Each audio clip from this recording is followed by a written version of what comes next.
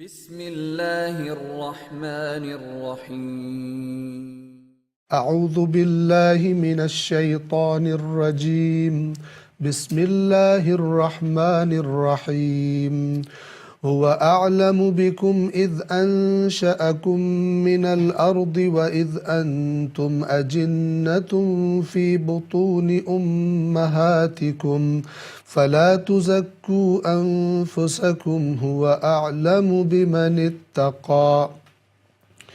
وہ تمہیں اس وقت سے خوب جانتا ہے جب اس نے تمہیں زمین سے پیدا کیا اور جب تم اپنی ماؤں کے شکم میں جنین کی صورت میں تھے، پس تم اپنے آپ کی پاکی کے دعوے نہ کرو، وہ اللہ بہتر جانتا ہے کہ واقعی پرہیزگار کون ہے۔ صدق اللہ العلی العظیم۔ گزشتہ درس میں ہم نے انشأکم تک کے معانی بیان کر دیے تھے۔ انشاء انشاء سے ہے، اور انشاء کسی چیز کو پیدا کرنا اور اس کو بڑھانا، جن مراحل سے اس کو گزرنا ہے، بڑھنا ہے، بڑھنے کے مراحل، ان مراحل سے اس کو گزارنا۔ اگلا لفظ ہے من۔ من یعنی سے۔ اگلا لفظ ہے الارض۔ الارض عام طور پر ہم اس سیارے کو کہتے ہیں جس پر ہم رہتے ہیں۔ ارض یعنی زمین، لیکن ارض کا دقیق معنی کیا ہے؟ بنیادی حروف اس کے ہیں حمزہ، را اور ضاد۔ لفظ ارض سماء کے مقابلے میں استعمال ہوتا ہے۔ آپ قرآن میں پڑھتے ہیں السماوات والارض۔ سماوات سما کی جمع ہے۔ سما کہتے ہیں بلندی کو، اور بلندی کا برعکس ضد کیا ہوتی ہے؟ پستی۔ جب بھی کسی بلند چیز کے مقابلے میں کسی پست چیز کو ہم نے نام دینا ہوگا تو ہم کیا کہیں گے؟ یہ ارض ہے۔ اوپر والی چیز کو کہیں گے یہ سما ہے، اور نیچے والی چیز کو کہیں گے یہ ارض ہے۔ ٹھیک ہے؟ سما کا اصل معنی ہے بلندی۔ آسمان کو بھی سما اسی لیے کہتے ہیں کیونکہ اوپر ہے، بلند ہے۔ اور یہ زمین، یہ سیارہ جس پر ہم انسان بستے ہیں، اس کو اس آسمان کی نسبت، چونکہ یہ نیچے ہمیں، چونکہ ہم نیچے ہیں، مثلا اپنے آپ کو نیچے سمجھتے ہیں اور آسمان ہمیں اوپر دکھتا ہے، اس اعتبار سے اپنی نسبت سے اس کو ہم سما کہتے ہیں، اور جہاں پر ہم خود موجود ہیں اس کو ہم ارض کہتے ہیں۔ مثال کے طور پر اگر یہ آسمان چھت ہو اور آپ اس کے اوپر کھڑے ہو، تو جو اس سے اوپر آسمان ہوگا پھر وہ آسمان سما کہلائے گا، اور جہاں آپ کھڑے ہوں گے وہ کیا کہلائے گی؟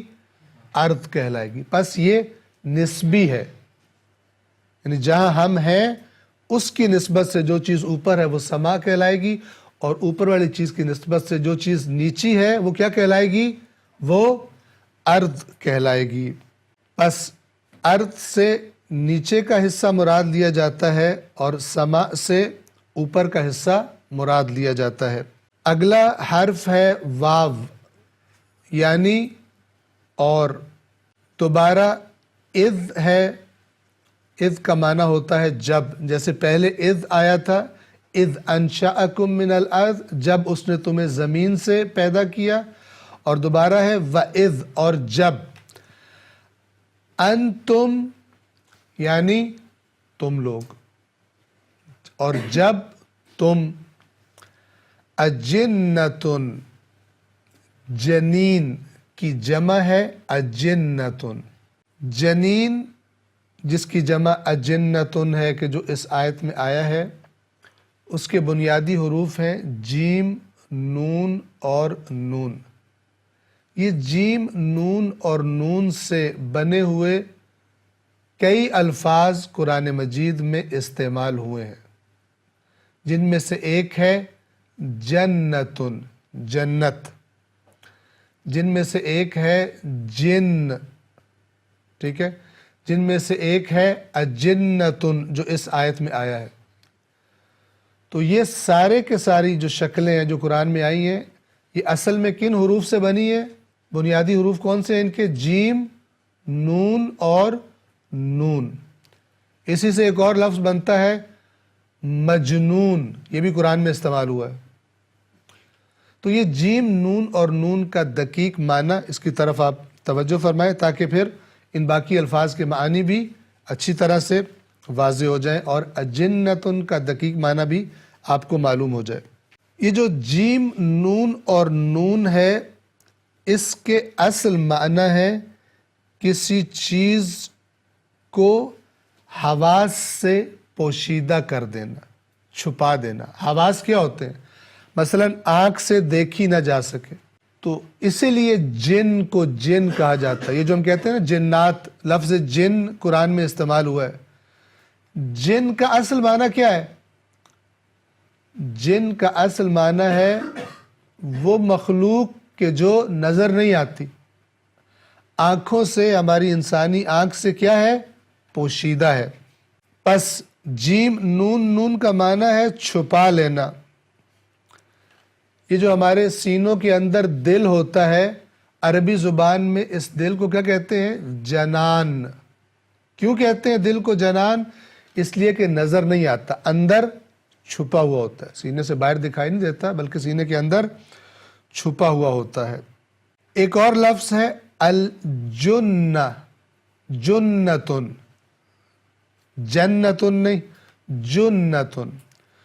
جنہ عربی زبان میں کہتے ہیں ڈھال کو، اور ڈھال کیا کرتی ہے؟ اپنے پیچھے انسان کو چھپا کر بچا لیتی ہے حملے سے۔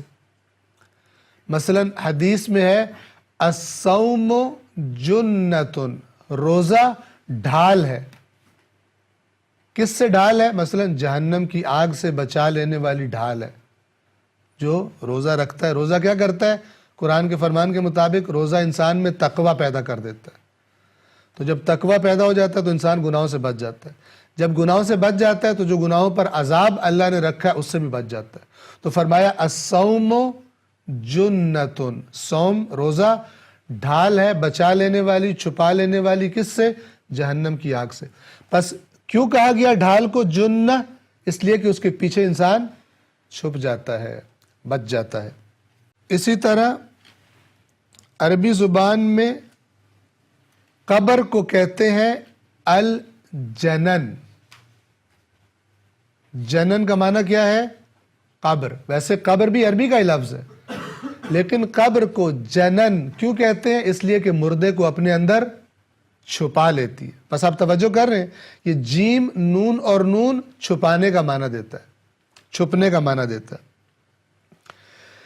اسی سے لفظ جنت ہے، الجنت یا جنتن۔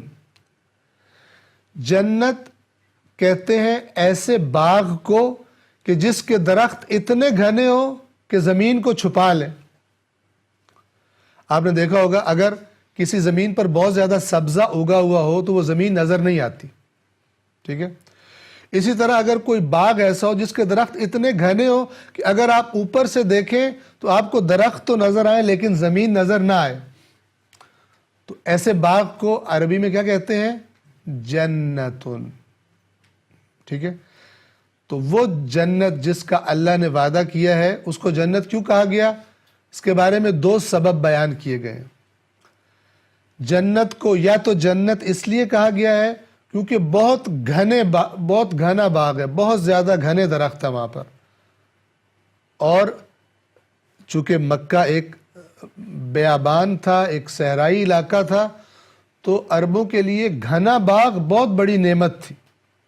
لہذا اللہ تبارک و تعالی نے اس مناسبت سے، تاکہ ان کو احساس ہو جائے کہ کتنی بڑی نعمت ہے جنت، اس کا نام جنت رکھا گیا۔ یا جنت کو جنت اس لیے کہا گیا ہے کہ اس جنت کی نعمتیں آج ہماری آنکھوں سے چھپی ہوئی ہیں، پوشیدہ ہے۔ توجہ فرما رہے ہیں؟ تو یا جنت کو جنت اس لیے کہا گیا کہ بہت گھنا باغ ہے، یا اس لیے کہا گیا کہ اس کی نعمتیں دنیا میں رہنے والے انسانوں کی نظروں سے چھپا دی گئی ہیں۔ مجنون، جسے جنون کی بیماری ہو جائے۔ اب وہی چھپا لینے والا معنی ذہن میں رکھتے ہوئے کیوں کہا جاتا ہے جنون کو جنون؟ ایسی بیماری ہے کہ جو انسان کی عقل پر حملہ کرتی ہے، گویا کہ عقل کو ڈھانپ لیتی ہے، عقل کو چھپا لیتی ہے، عقل کام نہیں کرتی۔ ایسے شخص کو ہم کہتے ہیں کہ جنون ہو گیا ہے، اور اسے کہا جاتا ہے مجنون۔ کفار مکہ رسول اللہ صلی اللہ علیہ وآلہ وسلم کو جن برے ناموں سے پکارا کرتے تھے ان میں سے ایک یہ بھی ہے، مجنون۔ اور اللہ تبارک و تعالی نے قرآن مجید میں فرمایا ما انت بنعمت ربک بمجنون، کہ اے رسول آپ اپنے رب کی نعمت سے آپ مجنون نہیں، آپ پر تو اپنے رب کی نعمت ہے، آپ تو اللہ کے رسول ہیں۔ یہ جو کہہ رہے ہیں کہ آپ مجنون ہیں، ہرگز ایسا نہیں ہے۔ ان کو اپنی خرابیوں کی وجہ سے اور اپنی جہالتوں کی وجہ سے آپ کی بات سمجھنے میں مشکل پیش آ رہی ہے، آپ مجنون نہیں ہیں۔ جاری رکھیں گے۔ والسلام علیکم ورحمۃ اللہ وبرکاتہ۔